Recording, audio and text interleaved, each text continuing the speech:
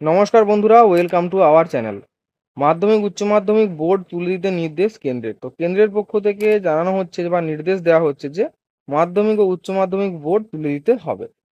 তো এই প্রতিবেদনটি প্রকাশিত হয়েছে দৈনিক স্টেটমেন্ট পত্রিকাতে, দিল্লি 19শে জুন। ছাত্রছাত্রীদের শিক্ষাক্ষেত্রে মাধ্যমিক ও উচ্চ মাধ্যমিক এই দুই পরীক্ষার গুরুত্ব অনস্বীকার্য। বোর্ডের এই দুই গুরুত্বপূর্ণ পরীক্ষা নিয়ে বাংলা সহ 7 রাজ্যকে একই বোর্ডের অধীনে আনার সুপারিশ করল কেন্দ্র। পড়ুয়াদের মধ্যে অকৃতকার্যের সংখ্যা ক্রমশ বাড়তে থাকায় এই সুপারিশ করা হয়েছে। পশ্চিমবঙ্গ ছাড়াও বাকি রাজ্যের তালিকায় রয়েছে অসম, অন্ধ্রপ্রদেশ, কেরল, মণিপুর, ওড়িশা এবং তেলেঙ্গানা। কেন্দ্রের তরফে জানানো হয়েছে এই 7 রাজ্যে মাধ্যমিক এবং উচ্চ মাধ্যমিক স্তরের পড়ুয়াদের মধ্যে অকৃতকার্যের হার উল্লেখযোগ্যভাবে বেড়েছে। অভিন্ন বোর্ড হলে জটিলতা কমবে, কৃতকার্যের হারও বাড়বে বলে মনে করা হচ্ছে। বর্তমানে দেশে মোট 66টি বোর্ড রয়েছে। এর মধ্যে 3টি জাতীয় স্তরের বোর্ড এবং 63টি রাজ্য স্তরের বোর্ড।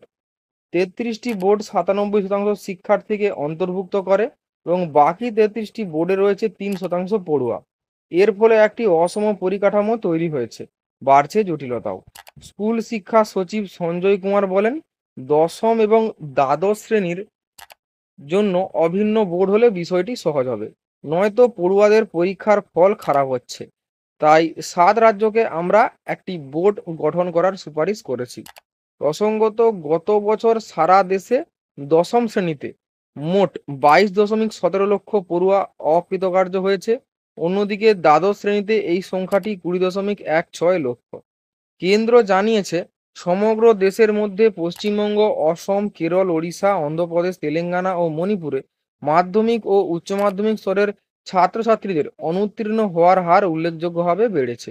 স্কুল শিক্ষা সচিব বলেছেন, মূল্যায়ন প্রক্রিয়া, পাঠ্যক্রমের মান নির্ধারণ, প্রশ্নপত্র নির্ধারণ, পরবর্তী শ্রেণীতে উত্তীর্ণ হওয়ার পরীক্ষায় সময়ের দিকেও বোর্ডের মনোযোগ দেওয়া প্রয়োজন। এদিকে পশ্চিমবঙ্গের ক্ষেত্রে এই রাজ্যে মাধ্যমিক পরীক্ষার দায়িত্বে রয়েছে মধ্যশিক্ষা পর্ষদ এবং উচ্চ মাধ্যমিক পরীক্ষার দায়িত্বে রয়েছে উচ্চ মাধ্যমিক শিক্ষা সংসদ। কেন্দ্রের সুপারিশ, এই দুই পরীক্ষা একই বোর্ড নিক। বাংলা সহ দেশের 7টি রাজ্যকে এই সুপারিশ করা হয়েছে। এরপর এই নিয়ে কি সিদ্ধান্ত নেওয়া হয় সেটাই দেখার বিষয়।